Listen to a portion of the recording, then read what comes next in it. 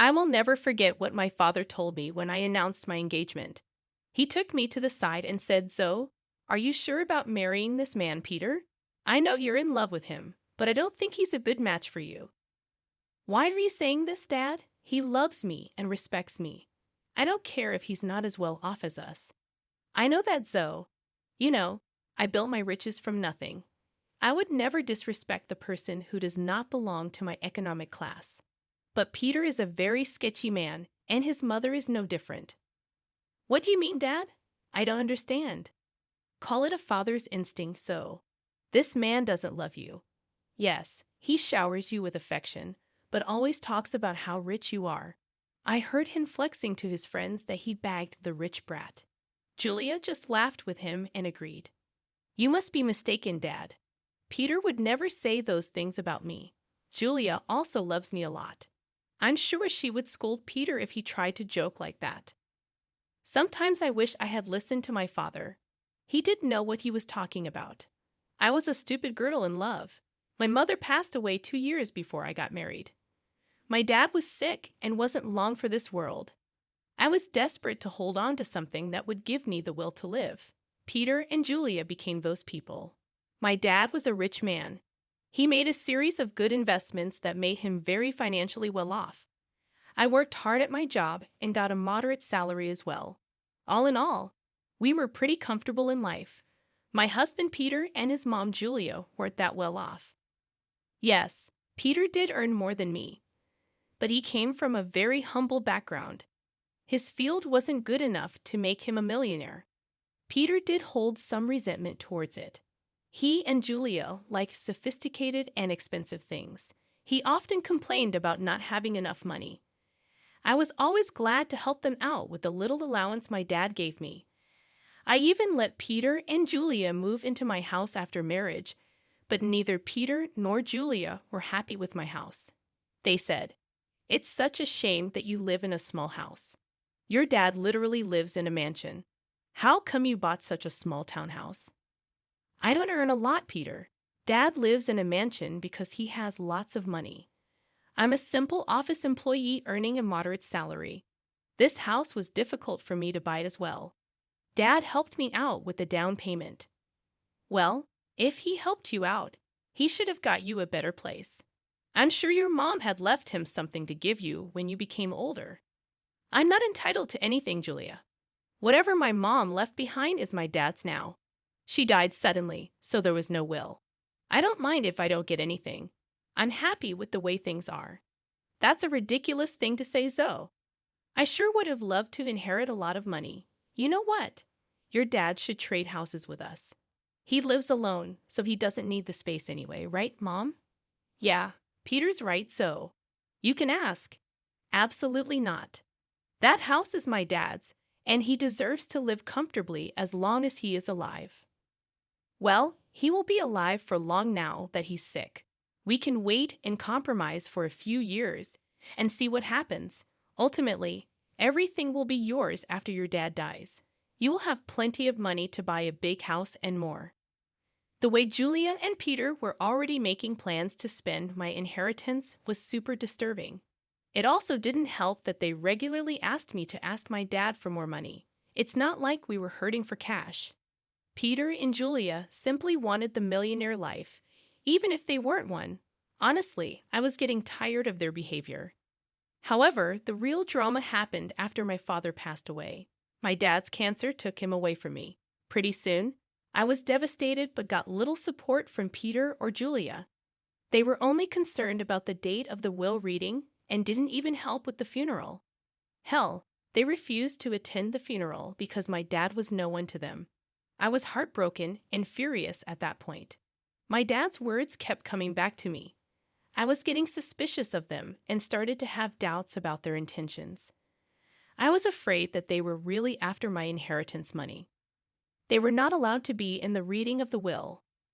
Peter and Julia said, "Why the hell are we not allowed to read the will? This is ridiculous. Lawrence was my own father-in-law. Yes, this is ridiculous. We are family and should be present for this event. We have the right to know what Lawrence left in the will. At least my son should be allowed to be there." Your son is not in the will, Julia, so he cannot read the will. Why are you two so obsessed with inheritance? You didn't even come to the funeral. It was funny how my dad was suddenly family when it came to getting an inheritance. I was pretty annoyed at Julia and Peter. What was worse was that they started to hound me as soon as I got back from reading the will. They were not allowed to see the will. I had a hard time dealing with the grief of losing my father, but I got no words of support or sympathy from them. They simply wanted to know about my inheritance. Julia asked me, "So we have been wondering about something for a while now. How much inheritance did you receive from your parents? You must have got a lot of money. How much money did you get?" My parents unfortunately didn't leave me any money in my inheritance, so I received zero. What? You didn't get any money? But your parents were rich. They should have left you something. I don't believe that you didn't get any money. I'm sure you are lying to us all. There is no way your parents didn't leave you a single penny. No, Peter. There was no money in my inheritance. The will didn't even mention me getting any kind of money. You can check my bank balance in a few days and find out. But what about their riches? Who will get those? You are their only child. I don't know about that, Julia. The lawyer just told me that I didn't get any money. It's fine by me. It was my parents' money, and it's up to them who they would give it to. That is ridiculous. You need to fight for the money. It should be yours. There is no money, Peter. They didn't have much money in the end. Whatever was left was given to charity. They have been planning this for a while now. Julia and Peter looked very pissed by what I said. I had no idea why they were being this weird about my inheritance.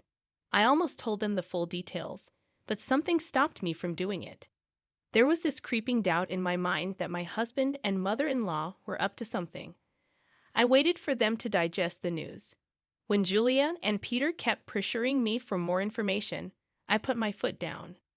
I told them firmly that I didn't get any money and even offered to show them my account in a few days. Well, a month passed, and nothing showed up.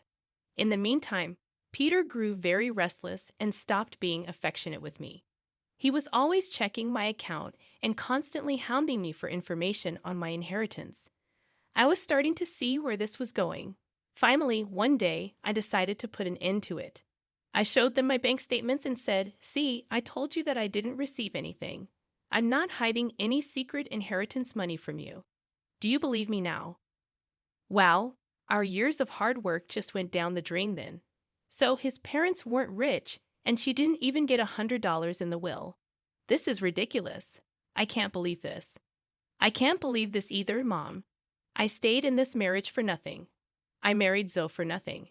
It was all a waste of time. What the hell does that mean, Peter? Why are you talking like this? Why do you think he's saying these things, Zoe? Who the hell would marry you without thinking about the money? My son simply married you so that we can bank on your inheritance. Now I see that you didn't even get a penny. I can't believe I wasted 5 freaking years on a useless girl like her. I could have done so much better. I was stunned to hear them speak that way about me. I could finally tell that Peter married me for money. My parents were right about him and his mom. They were freaking gold diggers. I was so freaking done with my husband and mother-in-law. I was breaking inside, but what they said next turned me into stone. Julia looked at Peter solemnly and said, "What is done, Peter. But now it's time for you to divorce Zoe. There is no reason why you should stay with her anymore. You will have time to find a new rich wife. This time, we will make sure she actually has some money to her name." Are you freaking kidding me, Julia? You are asking Peter to divorce me over money. Peter, are you going to listen to her? Of course, I would listen to her, Zoe. I married you so that I and my mom could have a comfortable life. We grew up poor, and I didn't even go to college. I had no way of earning a lot of money. So, you pretended to love me and then tricked me into marrying you. You thought that my parents would give me lots of money that I would readily share with you. Yes, that's what I thought. It was the only way I could give my mom the life she wanted.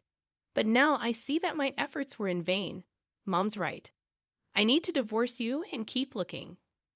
I was stunned by what Peter said. He said those things so nonchalantly that I started to question my own sanity. Julia and Peter went on to express their frustration at my marriage and myself. I didn't hear a word after a while. I was too busy coming to terms with what they just threw at me. Their total lack of reaction and Peter's sudden shift in behavior were both depressing and angering to me. After a point, I was so mad that I wanted to scream and throw things. However, I didn't do any of that. I calmly said, "Okay then, Peter. If a divorce is what you want, you will get it. I was never the one to say no to your demands. I might as well give in to your demand now as a last favor. So, you will agree to a mutual divorce. It'll save us both a lot of money. By the looks of it, you don't have much to go on anyway. Don't think of this as an opportunity to get alimony from my son. We will fight you tooth and nail before you give up that dream. You better preserve your lawyer fees and agree to a mutual divorce. It'll be best for you." You're right. I don't have a lot of money right now, so I decided something. I will agree to a mutual divorce, but you have to sign a clause saying that we won't share any of our assets with each other. That's not a problem at all. You don't have much, and neither do I at the moment. If you can forego alimony, I'll agree to sign a divorce and won't claim anything from you. Me and Peter discussed the details of the divorce and made sure we were on the same page. I could see that Julia and Peter were both happy about me not making a fuss out of the divorce. I guess they didn't expect me to be so calm about it. Truth be told, ever since that day, I have been crying on my way to and from work. I used to sit in the parking lot of my office and cry for an hour before and after work. Peter never noticed my puffy eyes or even asked why I was leaving early for work and coming home late. Julia didn't even bother looking at me after she discovered that I had no money.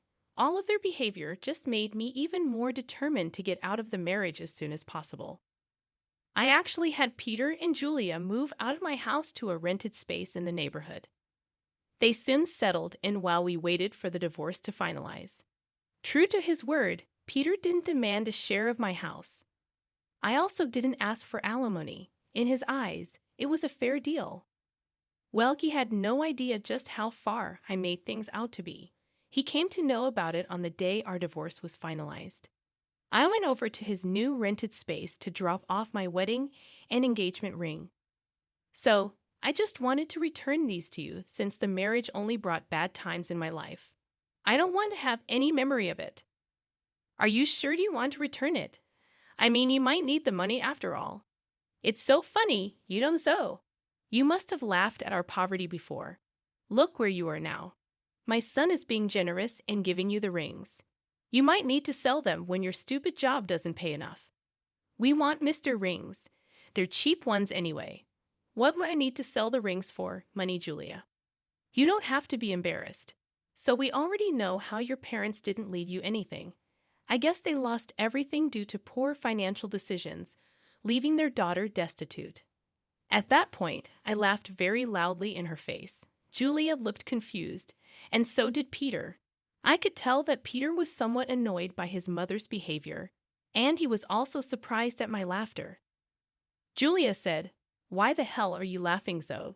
Did I say something funny?" "It's freaking funny how you think I'm destitute, Julia. It's also funny that you think my parents lost all their fortune." "Well, of course, you're destitute. Your parents didn't even leave you a penny. They surely messed up and ruined your life by not leaving you an inheritance." "I never said that I didn't get an inheritance, Julia. I simply told you that I didn't get any money. My parents did, in fact, leave me plenty of inheritance." "What the hell does that mean? You have an inheritance." I'm so confused. "My parents could see you and Julia for the little gold diggers you two are. So they made a secret clause in their will. It said that I would receive no monetary inheritance. Instead, I was given this entire neighborhood as my inheritance." "What? You own this neighborhood now. How is that possible?" "We would have known about your inheritance if this was true. We even signed the lease with an estate manager who didn't tell us the name of the owner. My parents wanted me to wait for a year before I got my inheritance. They wanted me to test you too and see if you are really with me for money or love. Well, of course, you failed the test, and now you won't get anything from me. Also, the estate manager was appointed by my parents to take care of the property before I inherited it. They were smart people, you know. That is impossible. I don't believe a word you're saying. You're just embarrassed because you don't have money anymore. Oh, really, Peter? Is that what you and your mother have concluded from this? Well, why don't you call your landlord and find out from him? Don't worry, we would do that. Then everyone will see just what a big liar you are. Julia and Peter called their landlord and asked about what I said. Since their landlord was the estate manager, he told them everything. Julia and Peter were stunned. They looked really panicked. After cutting the call, they said, "You lied to us. You tricked us into thinking that you don't have anything, but you own the entire housing society now. How dare you trick us so? You wanted all your riches to yourself, so you tricked Peter into divorcing you and made him sign papers that he wouldn't claim anything from you." I laughed at their audacity to turn this one on me. It was finally dawning on them that they had messed up royally, and now it was time for some sweet karma. I said, "It's funny you accused me of tricking you too, Peter. You tricked me into marrying you by telling me that you love me. Julia, you helped your son in this plan, and you were the one to tell him to divorce me. If anyone here was being a scammer, it was you two. As for my inheritance, you asked me how much money I got, and I answered truthfully. This was all a misunderstanding. So, what happened is in the past. Why don't we just try again in the new light? We did spend 4 years together. It would be a shame to throw it away. So now you want me back in your life. Funny how you were desperate to start afresh with a new girl. I hear that you are already seeing someone rich. Don't worry, I'll inform her about what a snake you are." Peter and Julia started to beg me not to mess up this new relationship. Peter told me that since I wasn't ready to give him another chance, I shouldn't mess up his future. I told him to freak off. Also, I informed them that I will kick them out once the property is transferred to my name. They panicked at that and started to beg me even more. In the weeks that followed, Julia and Peter showed up at my house to beg me to forgive them. Peter and Julia already have an eviction on their record, so it is unlikely anyone would give them rent. The only reason they were staying on my property was that I asked the estate manager to allow it. I also called Peter's new victim and told her everything. She was horrified by what Peter and Julia did and broke up with him instantly. She even showed me the texts. After this fiasco, Peter and Julia beat down my daughter, called me names. I promptly called the police and had them off my property. After I got my inheritance in my name, I kicked them out very swiftly. They didn't expect me to go through with the threat. They did show up on my property again, and the police were called. The cops gave them a stern warning, and I filed for a restraining order. Turns out the entire town knew about what happened. They were essentially disowned by friends and had to leave the city to start afresh. Meanwhile, I'm enjoying my new wealth and am finally free from gold-digging leeches.